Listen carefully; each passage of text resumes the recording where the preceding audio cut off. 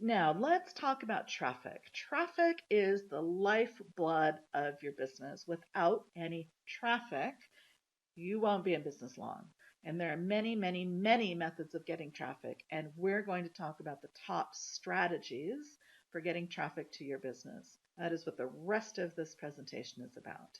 So, two things we look at are your existing clients and customers. And this is a really overlooked source of phenomenal traffic. I recommend that you build in a referral system into your program. And you can offer either a discount or a promotion or even cash to your existing customers if they refer you to someone who ends up doing business with you. And be creative. Think about what would you love to get. It doesn't have to be expensive. It depends on what your business is. But word of mouth advertising really can't be beat. And if you can call someone up and say, hey, I just worked with Susan Schmidt, and she recommended I give you a call. It's like, what an introduction is that? That is so freaking powerful. So referrals are really incredible, and you won't get them unless you ask. And I recommend that you really automate a referral system with different lists that you have in your CRM or ESP. So you have different lists. You get a list for prospects, a list for new clients, and a list for people who've already gone through your program or have used your product. And you automate the system so as they go through that system, particularly with number three, once they have finished engaging with that particular product or service, that you ask them for a referral. And maybe you send them to a survey and you ask them, how much they liked your different products and services, and give you some feedback and provide a testimonial if they feel so inclined. And if they give you, a mediocre rating, hop on the phone with them right away and find out why, and make it work, make it better, fix it with that particular customer, because bad word of mouth advertising travels much faster than good word of mouth advertising. Think about it. The last time you had a bad experience with someone, research has shown that people are more likely to share a bad experience with 9 or 10 people and maybe a good experience with one or two. So it's also a good way, once you implement a referral system, to find out if people are genuinely satisfied with the work that you're doing. And you really, really, really want to know. So automate that system. Okay, now we're going to switch to new clients. Those are existing clients, and just serve them well. Just do your best, serve them well, get great testimonials. New clients, we're going to talk about basically lead generation or list building. And that is really the basic foundation of your marketing, is to get people to know you. And you basically capture their contact information, and you start to communicate with them on a regular basis and engage them in conversation and build relationships with them so that people, right, know, like, and trust you. So, traffic, new clients, that's really what we're going to be talking about, is building your list, getting new leads, and then nurturing those people till they are ready to do business with you. Okay, so that's where we're headed right now. It should come as no surprise that we would start with social media. Social media is incredibly powerful. Whether you like to use it or not, it's not about you, it's about your customer. Research has shown that 7 out of 10 consumers are more likely to use a local business if it has information available on a social media site. It gives you credibility. 85% of customers expect a business to be active on social media. And 72% of people trust online reviews as much as personal recommendations from real people. So it's really important that you have a presence and that you've got good reviews. If someone has given you a bad review, of course, you're going to call them and you're going to make it right with them, and maybe they'll change their review. But also, sometimes it just is what it is, and it's okay. But if you've got a bad review, make sure that you get at least 2 or 3, sterling reviews for every, not so sterling review that you have out there, because people trust them. Look at Yelp. I mean, holy cow. I don't know how many of you use Yelp, but I know a lot of people do. And that's how a lot of us make decisions on where to shop, where to eat, where to go. And it's all review based. So anyway, Don't want to beat a dead horse. Power of social media. So let's get started. You must integrate some social media into your marketing plan, but it is just a piece of your plan. It's not the whole thing. You need to be intentional. We've talked about that with every post, every tweet, every photo, every video. Have an objective in mind for each one. What is it that you want to do? Here are some ideas. Maybe you want to engage with more prospects and send people to an opt-in. Maybe you want to generate more sales. And if you have an item that's priced, less than $25, you can sell that on social media. If it's more than that, not so much. Maybe you want to get some information from them. You want to ask questions. You want to basically engage with them, get their opinion. You want to invite them to a strategy call or a free consultation. Think about again, what is the objective for every post, tweet, and photo that you put out there? Some of them may just be things that you want to share, and that's wonderful. Just be yourself on social media and make sure that you mix in calls to action. And kind of a rule of thumb, they say you're not always putting, your services and your sales out there. You can do that, but it's like a 3-to-1, 4-to-1 kind of a ratio. So content, content, content, offer, content, content, content, offer, that kind of a thing. Okay. So social media, you want to be thinking about where do your customers hang out and what are you familiar with? You don't have to engage with every single platform. And I really recommend that, unless you've been doing this for a long time, that you don't. You've got to start with like one or two and get super solid with those. And then you can expand. Then you can hire a VA to help you expand, or a social media manager. But you should get the basics of it yourself, understand how you want to use it, how your customers relate to it, and then go from there. Okay, so think about, the basics. You've got Facebook, we have LinkedIn, YouTube, Twitter, Google+, Pinterest, Instagram, Periscope, Blab, and there are many, many more coming up all the time. The number one social media platform is Facebook. And Facebook, it's brilliant. Whether you like it or not, there are over 7 billion people on Facebook. About 10% of those are businesses. There are incredible audiences out there, and you can target them like no other media outlet out there on the planet.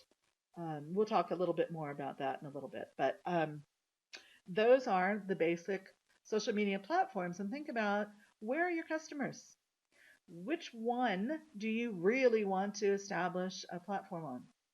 And then you can add the others. You don't need to be in all places. You can't be in all places at once, especially if you're still a solopreneur and you don't have any people working with you or you don't have a team yet.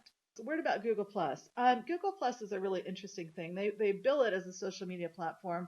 I think some people really use it. I don't have a tremendous amount of experience with it. It's not one of my top platforms. However, this is what having a Google Plus business presence will do for you. And it's really important, since Google really owns a lot of these platforms and integrates them. It is important that you establish a Google Plus presence. And so when you have Google Plus and someone does a search for you, this is what comes up in the side. Over, and my mouse isn't working very well, but this is what you get when people are doing a search, and that's incredibly powerful. Your business comes up, with a map. It really gives you a tremendous boost to your presence, and Google searches love businesses who are Google Plus. So it really should be part of your overall positioning, simply because of the power they hold. I know YouTube is owned by Google, and they're all connected and they support each other. If you have a Google account, and then you should have a YouTube account and have a Google Plus presence. And you can set it up and just complete the profile and connect with your existing community, add them to your circles. And it's very simple to do in most cases. It really helps with your visibility and reviews. Now, some best practices using social media, you want to make sure, even if you don't have time to be on everyone and embrace that strategy, it's not a bad idea to go ahead and secure your name or your business name or your brand on each one. So you can go out and on LinkedIn and on Twitter and on Facebook and even Instagram and Pinterest, because you never know where your business is going to go. And especially as Blab comes up and Periscope and some of these new ones, you can just go ahead and secure your name. Just go ahead and create an account. So you've got your name, and that allows you to expand in the future. I recommend that you complete all your profiles, at least the top ones, and I mean complete them. Take the time to go through and answer all the questions so that your profiles are complete. You don't have to, again, go overboard with your time and engagement with each platform, but complete each of your profiles, your biography, your website, your hours, as much information as your company as you possibly can. And again, it helps your customers take action and maybe move closer to an actual purchase. You want to be consistent with your message, your brand, and your look. Again, it helps you to stand apart from the competition. It helps people to know when they see your brand exactly what they're dealing with, and there are no surprises. I mean, for instance, let's say you have a cozy corner, for women entrepreneurs, and then you start to communicate like a used car salesman on Black Friday. This is where you're really going to scare them. So be careful with what you're posting, and be careful if you do hire a VA that they are also consistent with your message, your brand, and your look. Approve all content before somebody else posts it for you until you learn to trust them, because you're building relationships and you don't want to destroy their trust by all of a sudden coming across as something that does not resonate with you and your business and your brand. Create a posting schedule, I think, is really important. I have a document, an example, also below this video here, that's an example of a social media posting schedule, different ideas for posts and things on different media and how you can do this. But create a posting schedule, and it doesn't need to be complex, but create a posting schedule, stick with it. A lot of these you can post in advance. You could sit down and in 1 hour, you could create your posting schedule online for the entire month, and it'll automatically post for you. Again, you make sure you're connecting with real people, with real customers. Try to connect with friends, with existing customers, business partners to get started, and then work on connecting with new customers. But try to make real connections and engage with people. Make sure you tie in your existing marketing. Incorporate social media into all of your other marketing channels on your website and on your blog. And if you use flyers, use QR code or URLs on your flyers that include links back to your site. And so just tie it all in together.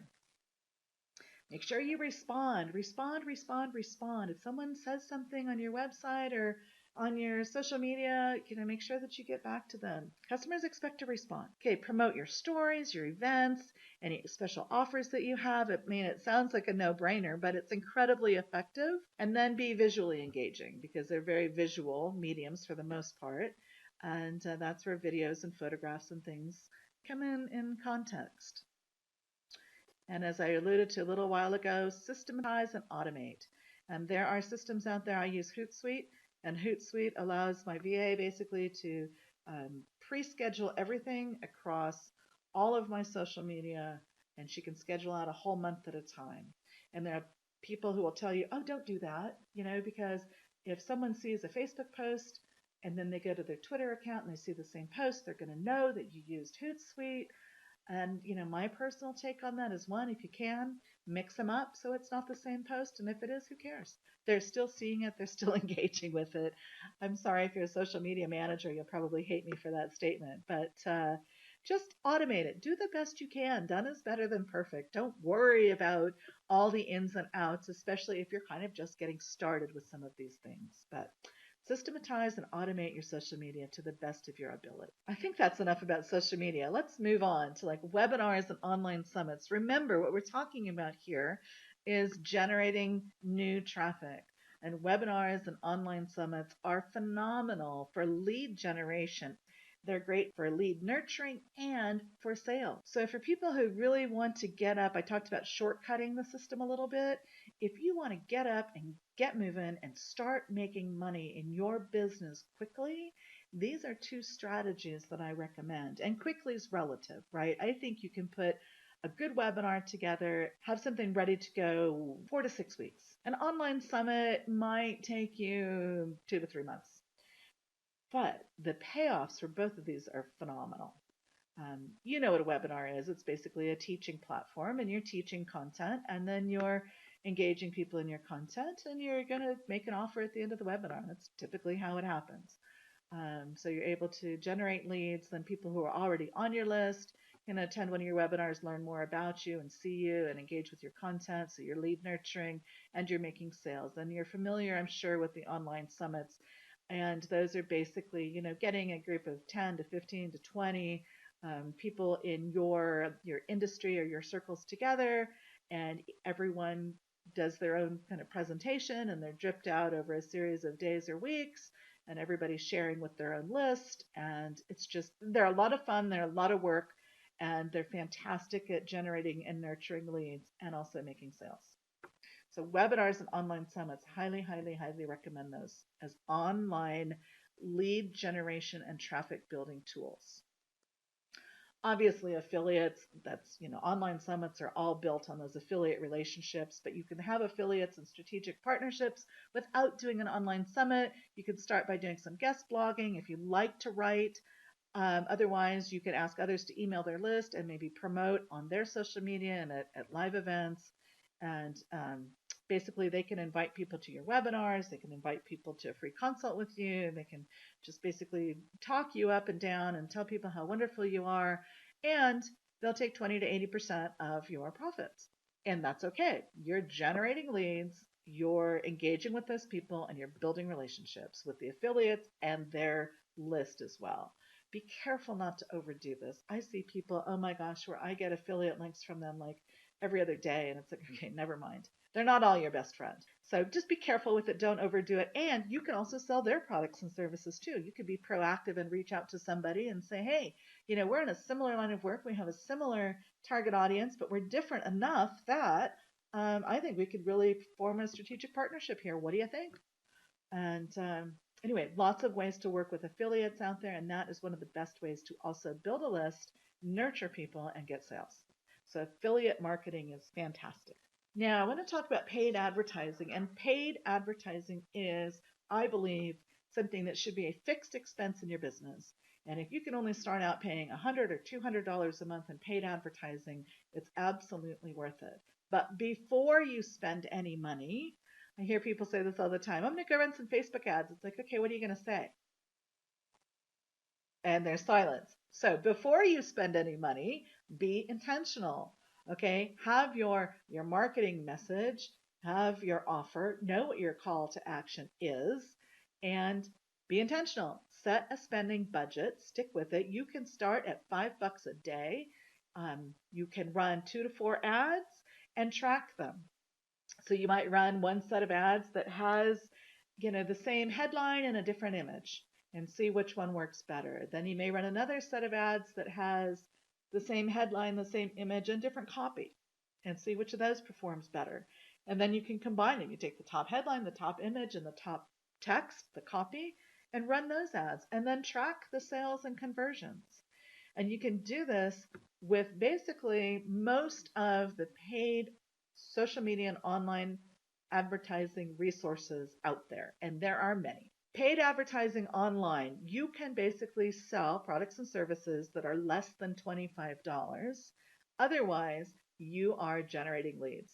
You are using those to send people to an opt-in, to a website, to a webinar. You are basically buying traffic is what you are. You just want to get traffic and capture that information so that you can start helping people to get to know, like, and trust you.